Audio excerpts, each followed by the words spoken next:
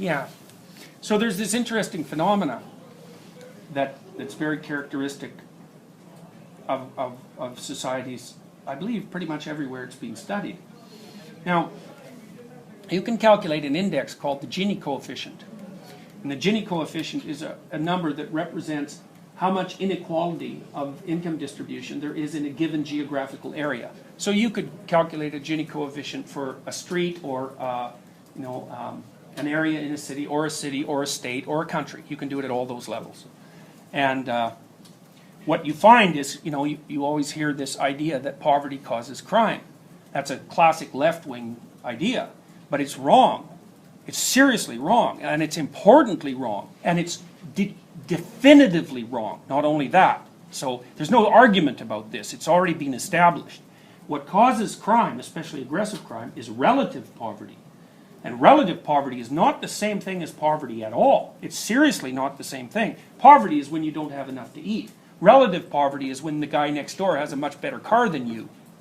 So, and there's lots of relative poverty in the United States, and there's some absolute poverty, but even the absolute poverty in the United States is nothing like the absolute poverty, say, in places like India or in sub-Saharan Africa, where absolute poverty means you have nothing. Now, what's really interesting about the Gini coefficient is that if you go to places where everyone, roughly speaking, is poor, say by national standards, I think South Dakota was often used as an example, or maybe one of the maritime provinces, like Newfoundland, where there's low average income, but it's pretty flat distribution. There's almost no crime. And if you go to places where everyone's rich, then there's almost no crime. But if you go places where there are poor people and moderately well-off people and rich people, and the distribution is really steep, then the rate of aggressive behavior among young men, and it's usually within their own ethnic group, starts to skyrocket out of control. And the reason for that seems to be that if the dominance hierarchy is too steep, then the young men have no likelihood of climbing to a dominant position while playing the standard social game. And so what they do is turn to aggression to make their mark on the world. And it works too. That's the other thing, is that, make no mistake about it, if you're looking for status in a place where status is hard to achieve, and you're the meanest, toughest guy around, then, and around a bunch of people who, like you, don't have much money, then you're going to benefit from that status. It works. Yeah. Would that be part of the reason why? Because I think the violent crime rate in the U.S. is higher than it is in Canada. Would that be part of the reason why? Sure. Or? Okay. Sure. Yeah. I mean, you can make a real conservative argument for making sure that the conservatives are very anti-income distribution, and we figure that's because of the guys that have this male independence. They identify with this male independence factor. They don't want to be distributing resources to people who are down the dominance hierarchy, because they want them down in the dominance hierarchy. They want there to be a difference between the people on top and the people on the bottom, so that they can be the people on top, so that it increases their relative attractiveness. Like, it's a perfectly logical game. And they presume that, well, the rules are set up, and like every man can go for it, do his best, and the winner wins and the loser loses, and that's just how it is. And don't ask me to fix it, because I don't want to, And besides that, I find it distasteful to attempt to fix it. More than that, right? Because it's a moral issue. It's not just an intellectual issue. So you can make a case. However, you can make a case from the conservative point of view, especially with regards to, say, beliefs in religious traditionalism and the desire to maintain social stability, that you shouldn't let income distribution become too unequal. Like, one of the big things your society has to do is to make sure that that doesn't get out of hand, because it tends to get out of hand. It tends towards a few people having everything and almost everyone else having nothing. It's a natural, in a sense, it's a natural consequence of economic progression, which is actually something that Marx pointed out, although an Italian named Pareto had figured it out at approximately the same time, and I think with a lot more conceptual clarity.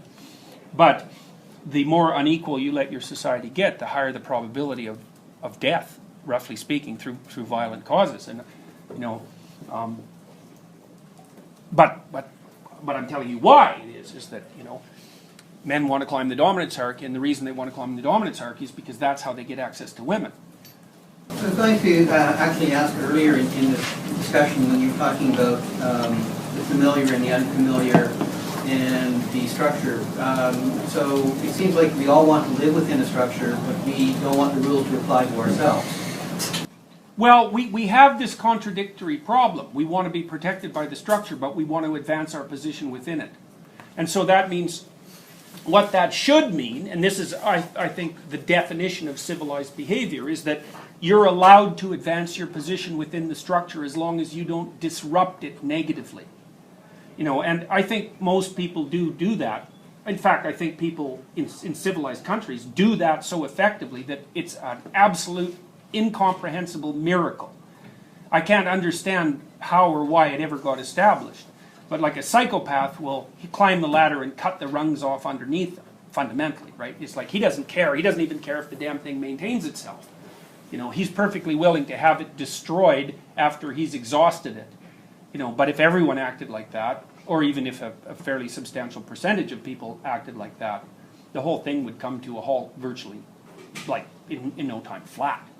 So I mean, why? See, you might, here's a reason, likely. You know, because one of the things we were talking about was masculine violence. Now, the thing about masculine violence is it only tends to emerge in situations where there don't seem to be any other reasonably viable means of advancing status. So it's not reasonable to say that men are aggressive. You can say that on average men are more aggressive than women.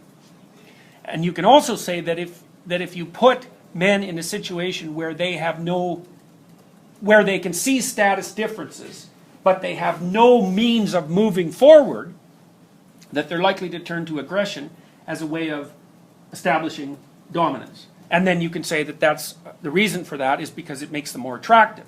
Well, the fundamental reason, yeah? Yeah, just like to add on, I read this article once that talked about how polygamous societies are more violent than women. Yeah, absolutely. For the same reason, because like when one guy has two wives, that means there's 50% of the population have no. That's right. No access to sex. Yeah, that's exactly right. That the evolutionary psychology explanation for the pathology of polygamy is that once you let it establish itself, then the men get ultra-violent.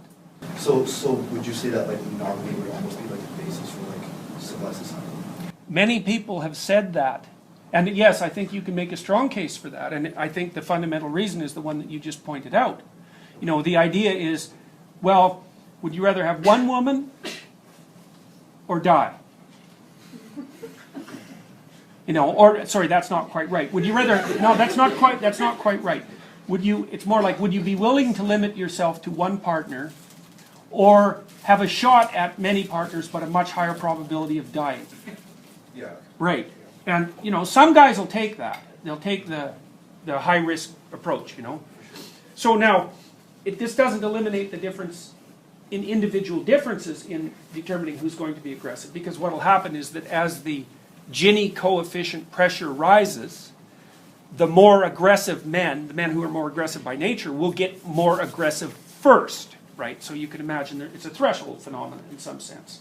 So, and what I should tell you as well is the relationship between the Gini coefficient and male-on-male homicide isn't like 0.2 or 0.3, which is about the correlation that you'd get if you were predicting something like that using personality. It's like 0.8 or 0.9. It's like it eats up all of it. It's the explanation. So it's a huge effect. You know, it's so big an effect that you can basically say, oh well, we figured that out. Although psychologists never know when they figured anything out, and they keep endlessly retesting it over and over and over because we don't know how to bring our science to a stop. But if you don't accept the Gini coefficient aggression data, it's like you might as well throw the rest of social sciences out the window, because the effect is unbelievably powerful. What geographical area does this take place in? It depends. You can do it at any level of analysis. You can do it by county, you can do it by city, you can do it by state, and you can do it by country, and it works on all of those levels. Like it predicts aggression on all? You bet. Yeah, and that's a great question. I mean, the methodologically sophisticated studies have done exactly that to ensure that it's actually this phenomena rather than other factors that might be operative in that particular geographical area. So countries with a higher Gini coefficient are more violent, and cities within that country that have a higher than average Gini coefficient for that country are more violent on average. It's a very, very robust finding. So, all right, so we're going to say, for the sake of argument, that you've got the male dominance hierarchy, and it's represented as masculine. Now, one of the things Jung said, he thought that women carried an image of men in their unconscious, and he thought that the image that women carried of men in their unconscious was a group of men, not an individual man. He called that the animus. Whereas he believed that the image of women that men carried in their collective unconscious was of a single woman, and he called that the anima.